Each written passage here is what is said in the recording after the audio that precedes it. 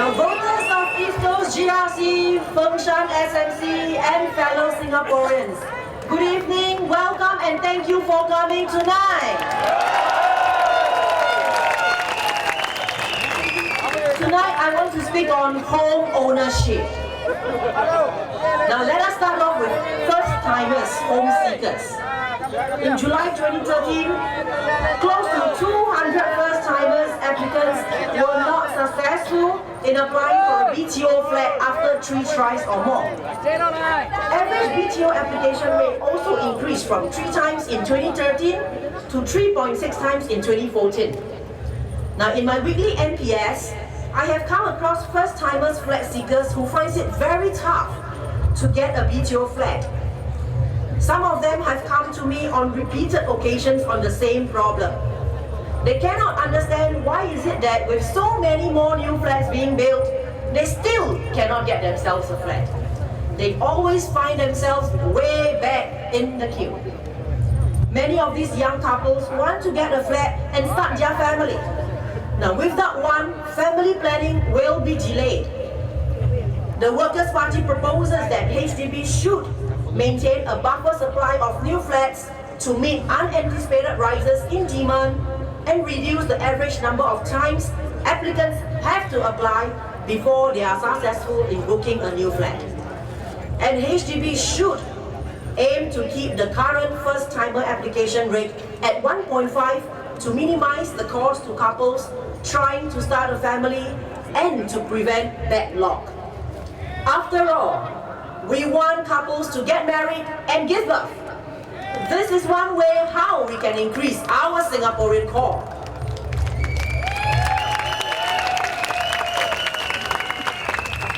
Now next, I want to speak on divorcee.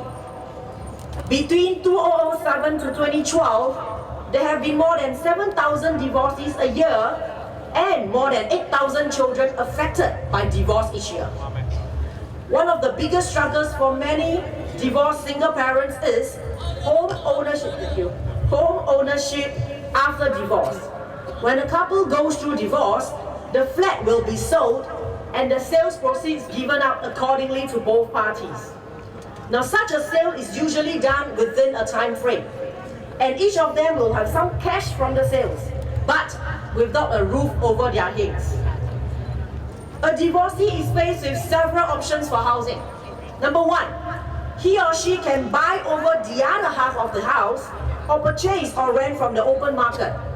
Now, these choices require cold hard cash that the individual may not have, especially on a single income. Number 2, the divorcee can also purchase directly from HDB, but they may no longer qualify as a first-timer.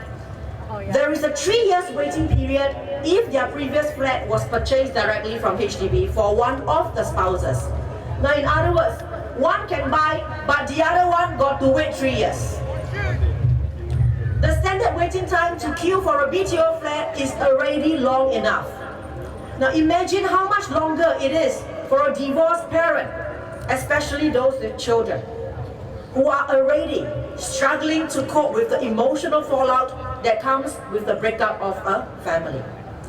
Now, what the state should do to support these Singaporeans is to make it easier for them to be able to find housing so that they can move on with their lives. We should look into further shortening or to do away with such debarment period. Fellow Singaporeans, we cannot plan our future in the future. We have to plan it now, agree or not? We have to start thinking, what kind of a Singapore would you want your children or grandchildren to grow up in? I, for one, hope to see Singapore work towards an inclusive society, a loving and caring nation, a place where we Singaporeans are proud and be eager to stand up for. A place where we can shape our future by actively participating in policies making. Singapore is now a mature and diverse society. We are ready for this. The Workers' Party do not oppose for just the sake of opposing. We did not turn our parliament into a circus. Instead, we debated rationally and take a balanced approach to politics. Like you, we are in this together. We do not want to see the country fail.